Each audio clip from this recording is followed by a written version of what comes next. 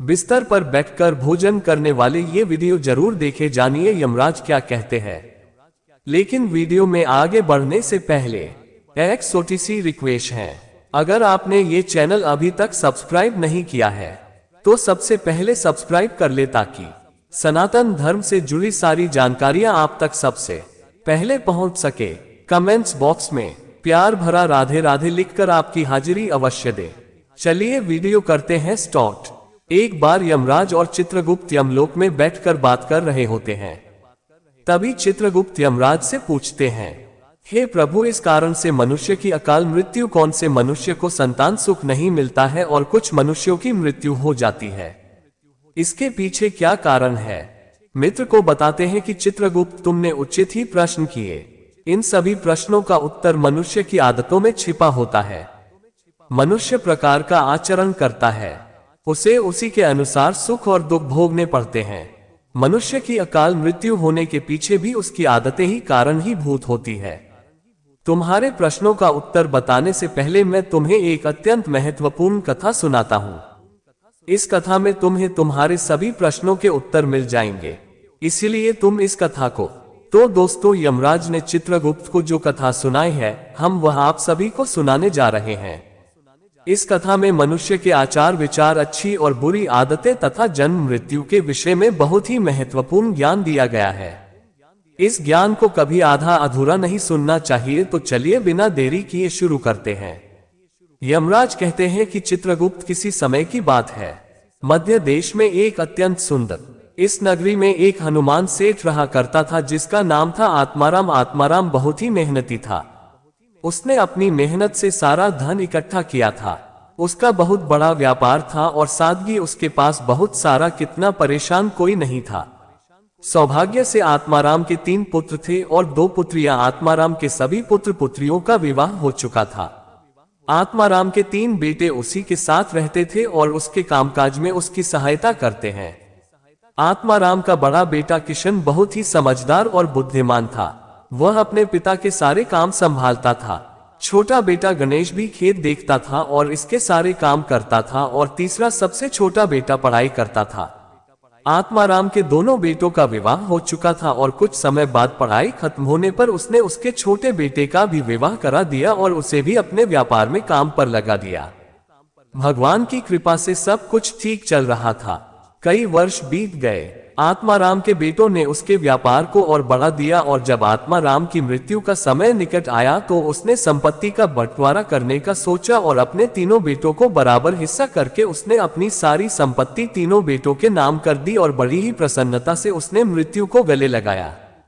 आत्माराम की मृत्यु के बाद उसके तीनों बेटे अपने अपने हिस्से में मिली संपत्ति को संभालने लगे।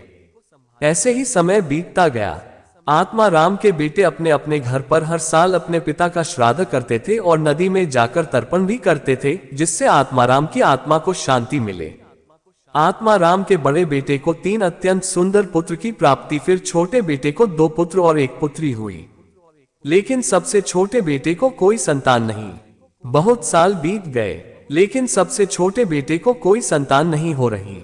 उसने कई उपाय भी किए, लेकिन उसे कभी संतान सुख नहीं मिला, जिस कारण से वह सदा ही दुखी और निराश रहने लगा। कुछ साल बीतने के बाद आत्माराम के छोटे बेटे की तबीयत अचानक खराब हो गई और मैं बीमार रहने लगा। उसने अपनी बीमारी के इलाज में अपने पास की सारी जमा पूंजी खर्च करते हैं। वह दूर दूर से वेदों को बुलाकर अपना इलाज करवाना था। बीमारी के कारण वह अपने कामकाज पर ध्यान नहीं दे पा रहा। उसकी परिस्थिति और भी अधिक खराब होने लगी थी। उसने कई बार अपने भाइयों के पास मदद मांगी और उनसे उधार पैसे लेकर जीवन का गुजारा करने लगा था। कई भाइयों को दिखाने के बाद भी उसकी बीमारी ठीक नहीं हो रही थी, जिस कारण से वह बहुत दुखी रहने लगा था। उसके भाई भी अब उसकी मदद करके थक चुके थे, लेकिन अब उन्होंने भी उसकी मदद करना बंद कर दिया, क्योंकि वह अपने बड़े भाइयों से ठीक से बड़ा नहीं करता था। अपने भाइयों की उन्नति देखकर जलने लगा था और उनसे तो ऐश करने लगा था, जिस कारण से और भी अधिक दुखी रहने लगा था। फिर एक दिन अचानक उसकी मृत्यु हो गई और फिर यम के दूत उसे लेने के लिए उसके पास आ गए। यम के दूत उसे घसीटते हुए यमलोक लेकर जाने लगे। हम लोग पहुंचने पर उसे यमराज के सामने लाकर खड़ा कर दिया गया। वहां पर जाने के बाद वह छोटा बेटा रोता हुआ यमराज से पूछने लगा है, यमराज, मैंने ऐसा कौन सा पाप किया है जिससे मुझे ये दिन देखने पड़े? मैं तो कितना अच्छा बोला था, लेकिन किस कारण से मुझे अचानक लोगों ने ग्रसित कर दी। आराम से मेरा सब कुछ नष्ट हो गया। ऐसा मैंने कौन सा पाप किया है? फिर यमराज कहते हैं, अरे मूर्ख, तूने अपने जीवन में बहुत बात किए हैं। तेरी बुरी आदतों के कारण ही तुझे ये दिन देखने पड़ रही है। तेरी अकाल मृत्यु का कारण भी तू खुद ही है। अब मैं तुम्हें बताता हूं कि तूने शास्त्रों के कौन से नियमों का उल्लंघन किया है, जिस कारण से तेरी दुर्दशा हुई है। जो भी मनुष्य शास्त्रों के नियमों का उल्लंघन करता है, उसकी भी दशा तेरे जैसी ही होती है। यमराज उस छोटे बेटे से कहते हैं, मनुष्य को हमेशा अपने 5 अंगों को साफ करके ही भोजन करना चाहिए। दोनों पैरों को तथा दोनों हाथों को और अपने मुख को जल से अच्छी तरह से स्वस्थ करके ही भोजन करना उचित होता है। इससे मनुष्य के शरीर से रोग दूर रहते हैं और व्यक्ति दीर्घायु बन जाता है। किंतु तूने तो बिना स्नान किए ही भोजन किया है। यमराज कहते हैं, भोजन शुरू करने से पूर्व उस भोजन के लिए भगवान को धन्यवाद देना चाहिए और संसार के समस्त प्राणियों को भोजन प्रदान करने की प्रार्थना करनी चाहिए। इस प्रकार से अन्य देवता को प्रणाम करके भोजन करने से मनुष्य को कोई पाप नहीं लगता है। लेकिन तूने ऐसा कोई भी कार्य नहीं किया। तूने कभी ईश्वर का धन्यवाद नहीं किया। तूने कभी प्राणियों को भोजन नहीं दिया, कभी द्वार पर आए भिक्षुक को अन्न नहीं दिया। इसी कारण तेरी ये दुर्गति हुई है। यमराज कहते हैं, जमीन पर बैठकर भोजन करना ही श्रेष्ठ होता है।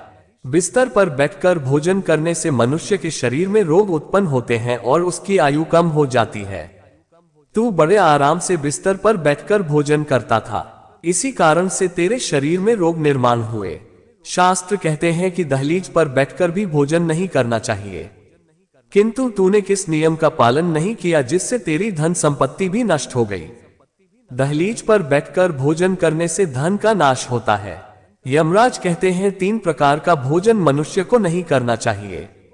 जिस भोजन के ऊपर से कोई पैर रखकर चला गया हो अथवा कोई व्यक्ति भोजन को लाकर गया हो, ऐसे भोजन को कभी खाना नहीं चाहिए। ऐसा भोजन अशुद्ध हो जाता है। ऐसे भोजन को पशुओं को खिला देना चाहिए। दूसरों के द्वारा लाया गया भोजन खाने से मनुष्य की आयु कम हो जाती है और उसके शरीर में भिन्न भिन्न प्रकार के रोग उत्पन्न होते हैं।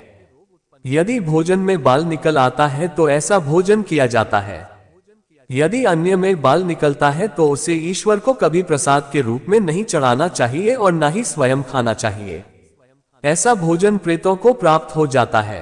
हमराज उसे कहते हैं, दूसरों के लिए भरोसा हुआ भोजन भी नहीं खाना चाहिए। जो मनुष्य दूसरों का भोजन छीन के खाता है अथवा किसी को बिना दिए ही स्वयं उस अन्न का उपयोग करता है, देवी अन्नपूर्णा रुष्ट हो जाती है।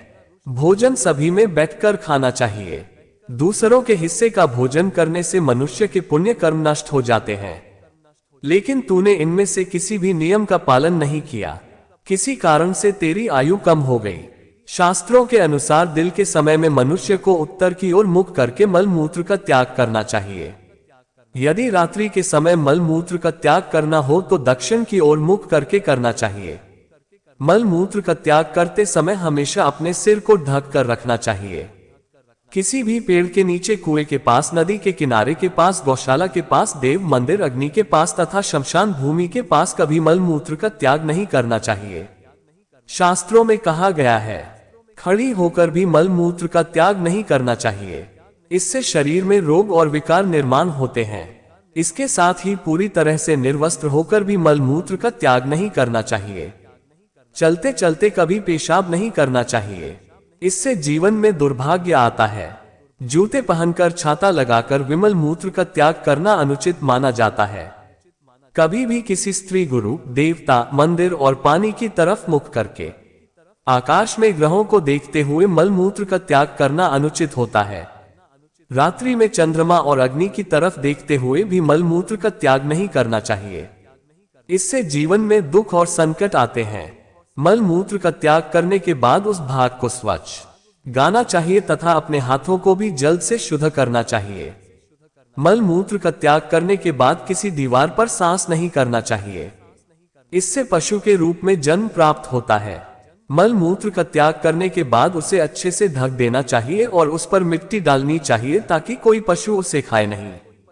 यमराज कहते हैं, मनुष्य को कभी निर्वस्त्र होकर स्नान नहीं करना चाहिए, इससे पितृदेव रुष्ट हो जाते हैं। पितृदेव रुष्ट हो जाने पर मनुष्य अपना सब कुछ खो बैठता है, किंतु तूने सदैव ही निर्वस्त्र होकर ही स्नान किया है, जिस कारण से तेरे पत्र भी तुझसे नाराज नहीं। इस प्रकार से यमराज उस छोटे बेटे को बहुत सारा ज्ञान देते हैं और यमदूत उसे कहकर उसे नरक ले जाने की आज्ञा। दोस्तों, इस प्रकार से मनुष्य को कभी शास्त्रों के नियमों का उल्लंघन नहीं करना चाहिए। यमराज में चित्रगुप्त को जो ज्ञान दिया है वह अत्यंत महत्वपूर्ण है। उम्मीद है आपको ये जानकारी अच्छी लगी होगी। रामायण, गीता पुराण और गरुड़, महाभारत की ऐसी कई रोचक कहानियां हैं जो हम आपको बताते रहेंगे। हमसे जुड़े रहने के लिए हमारे चैनल को सब्सक्राइब कीजिए। आपका बहुत बहुत धन्यवाद।